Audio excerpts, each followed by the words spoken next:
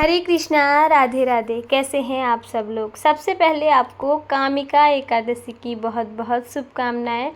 श्रावण मास में आने वाली कृष्ण पक्ष की एकादशी को कामिका एकादशी कहा जाता है। इसका व्रत कब रखा जाएगा, इस व्रत के पारण का क्या समय है और इसकी घर पर सरल विधि से पूजा किस प्रकार से करें, आज आप लोगों के साथ यही वीडियो मैं शेयर कर रही हूँ। प्लीज़ वीडियो को पूरा ज़रूर देखें। जैसा कि आप सबको पता है, एकादशी का व्रत 3 दिवसीय व्रत कहा गया है। 10वीं तिथि से ही हमें इस व्रत के नियमों का पालन करना होता है और एकादशी के दूसरे दिन द्वादशी को हमें सही समय पर पारण करके इस व्रत का पूरा फल मिलता है। ये पूजा हम अपने घर के मंदिर पे भी कर सकते हैं, अलग से भी चौकी लगा सकते हैं। घर के मंदिर पे ही मैं ये पूजा कर रही हूँ। पहले एक पीले रंग का आसन बिछा लेंगे। भगवान विष्णु की पूजा में पीले रंग का प्रयोग ज़्यादा किया जाता है, तो अच्छे से मंदिर की घर की पहले दिन से ही साफ़ सफाई कर लेंगे। मंदिर की सफाई करने के बाद पीले रंग का वस्त्र बिछाएंगे। गंगा जल युक्त जल से उस जगह का हम शुद्धिकरण करेंगे, जल के छींटे लगा लेंगे। तो थोड़े से तिलों का आसन देकर भगवान श्री हरि विष्णु और भगवान शंकर जी, क्योंकि सावन की एकादशी है, भगवान शंकर जी की पूजा भी हमें इसमें करनी है। हरि और हर दोनों की पूजा आज की एकादशी में किया जाएगा। ब्रह्मा, विष्णु और महेश, इसमें तीनों देव हैं जिनकी मैं आज पूजा करने वाली हूँ। तो गंगा जल युक्त जल से हम छींटे लगा लेंगे, यानी कि भगवान जी का अभिषेक हमने कर लिया है। तस्वीर को अच्छे से साफ कर लेंगे शुद्ध कपड़े से। इस तस्वीर या आपके पास मूर्ति विग्रह है तो उनका भी आप अभिषेक कर सकते हैं। और उसके बाद हम देंगे भगवान जी को कलावा रूपी वस्त्र। भगवान को अंग पोषण के बाद वस्त्र पहनाए जाते हैं। उसी तरह से मोली हमने भगवान जी को दे दी है वस्त्र के स्वरूप में।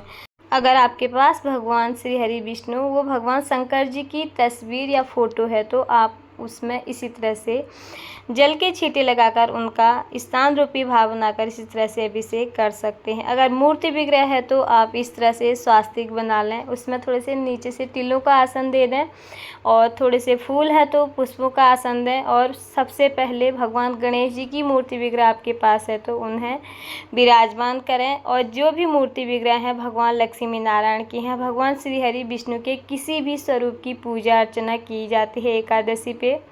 अगर लड्डू गोपाल आपके घर पे हैं तो उन्हें भी आप इसी तरह से अभिषेक कराएं। आज मैं शुद्ध गंगा जल से पहले अभिषेक कराऊंगी। थोड़ी सी फूलों की पत्तियां मैंने इसमें डाल दी हैं। उसके बाद कराऊंगी चंदन घोल के भगवान जी का अभिषेक, जिसे गंधोदक स्नान भी बोलते हैं। आज मेरे पास कच्चा दूध नहीं उपलब्ध था तो मैंने यहाँ पर गंधोदक स्नान ही करा है। वैसे सावन महीने की एकादशी पे कच्चे दूध से ही अभिषेक किया जाता है।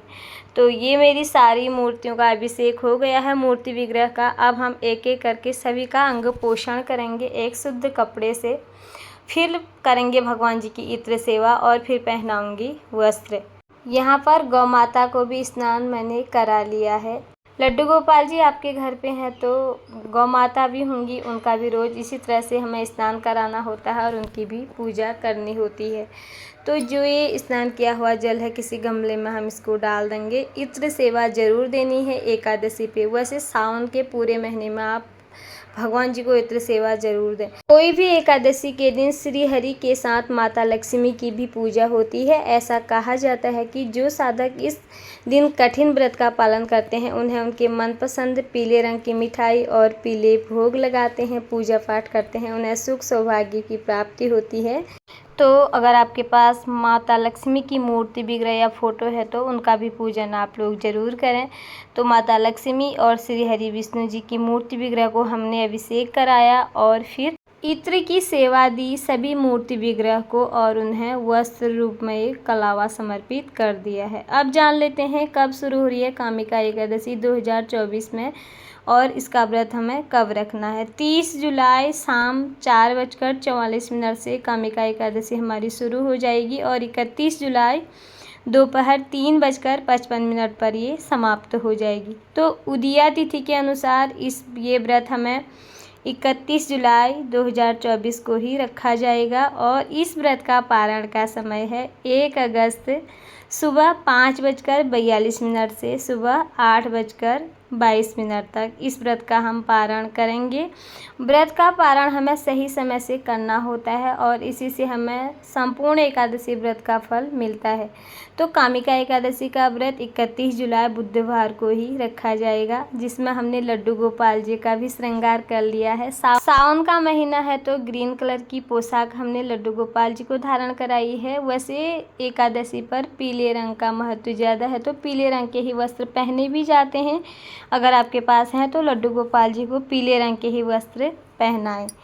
तो यहाँ पर हम एक दीपक प्रज्वलित कर लेंगे। अब सबसे पहले पूजा में तिल या घी का दीपक, किसी चीज़ का भी जो भी आपके पास है उसी का दीपक आप प्रज्वलित कर सकते हैं। दीप और धूप दोनों ही पूजा में प्रज्वलित कर लिए हैं मैंने, और वैसे मैं एकादशी पर अखंड दीपक ही प्रज्वलित करती हूँ। कामिका एकादशी के दिन जो व्यक्ति भगवान के सामने घी अथवा तिल के तेल का दीपक जलाता है उसके पितर स्वर्गलोक में अमृत का पान करते हैं। साथ ही इस दिन जो व्यक्ति मंदिर में तुलसी के नीचे और केले के पेड़ के नीचे, पीपल के वृक्ष के नीचे और दीपक जलाता है उसे अक्षय पुण्य की प्राप्ति भी होती है। तो अगर हो सके तो कामिका एकादशी पर अखंड दीपक जरूर प्रज्वलित करें। सावन की पहली एकादशी है और इस तरह से हमने भगवान श्री हरि विष्णु, भगवान शंकर जी, लड्डू गोपाल जी सबको हमने पीले चंदन से तिलक कर लिया है। माता लक्ष्मी, भगवान गणेश जी को लारोली का तिलक किया है। उसके बाद एकादशी में चावलों का प्रयोग निषेध है। सफ़ेद तिल से भगवान जी का पूजन करेंगे। चावलों की जगह सफ़ेद तिल का प्रयोग किया जाता है और ध्यान रहे उस दिन घर में आप लोग भी चावल न बनाएं न खाएं। अगर आपका व्रत है या ना हो, व्रत ना भी हो तो इस दिन इसी विधि से पूजा आप लोग ज़रूर करें। एकादशी पर चावलों का खाना या उनकी पूजा में प्रयोग करना वर्जित माना गया है। अब भगवान शंकर जी को हम यहाँ पर सफ़ेद पुष्प समर्पित करेंगे। अगर आपके पास हैं तो ज़रूर करें। फिर भगवान श्री हरि विष्णु और लड्डू गोपाल जी को हम पीले गेंदे के फूल समर्पित करेंगे। एकादशी के व्रत में अन्न का खाना वर्जित माना गया है। इस दिन व्रत में एक समय फलाहार ही हमें करना होता है और दूसरे दिन चावलों को खाकर इस व्रत का पारण किया जाता है। तो यहाँ पर मेरे पास गेंदे के फूल और सफ़ेद पुष्प थे, वो मैंने समर्पित कर दिए हैं। और भगवान श्री हरि विष्णु जी को तुलसी चढ़ाने से जन्म भर के पाप नष्ट हो जाते हैं। तुलसी बहुत अधिक प्रिय है उन्हें। एकादशी पे तुलसी तोड़ी नहीं जाती, अगले दिन ही तोड़ कर रख लें और भगवान जी को ज़रूर समर्पित करें। अगर आपके पास बेलपत्र हैं तो वो भी शंकर जी को आप उस दिन बेलपत्र चढ़ाना न भूलें। तो श्रावण कृष्ण पक्ष की एकादशी है, जिसे हमें इस तरह से संकल्प लेकर पढ़ना होता है। हाथ में थोड़े से तिल और पुष्प लेकर एकादशी के व्रत का संकल्प लें और दिन में एक बार फलाहार करके हमें ये व्रत करना होता है और दूसरे दिन पारण करके हमारा ये व्रत पूरा होता है। और जब कथा हमारी पूरी हो जाती है, जब हाथ में जो तिल और फूल हैं वो भगवान श्री हरि के विष्णु के चरणों में हम उन्हें समर्पित कर देते हैं। और इस तरह से एकादशी व्रत की कथा हमें ज़रूर पढ़नी होती है। एकादशी व्रत की कथा मैं आप लोगों के साथ दूसरे वीडियो में शेयर करूंगी। उसके बाद एकादशी व्रत में हमें फलाहार ही भोग लगाना होता है और अन्न का भोग भगवान जी को भी नहीं लगाया जाता है, हमें भी फलाहार ही करना होता है। कामिका एकादशी का प्रिय भोग है दूध, गरम गुनगुना दूध लड्डू गोपाल जी को मैं यहाँ पर भोग में लगा रही हूँ। भगवान शंकर जी को सफ़ेद रंग की मिश्री का मैंने भोग लगा लिया है। और जो भी ऋतुफल आपके पास हैं उनका भोग आप भगवान जी को ज़रूर लगाएं। भोग लगाने के बाद आप उतार लें उनकी आरती।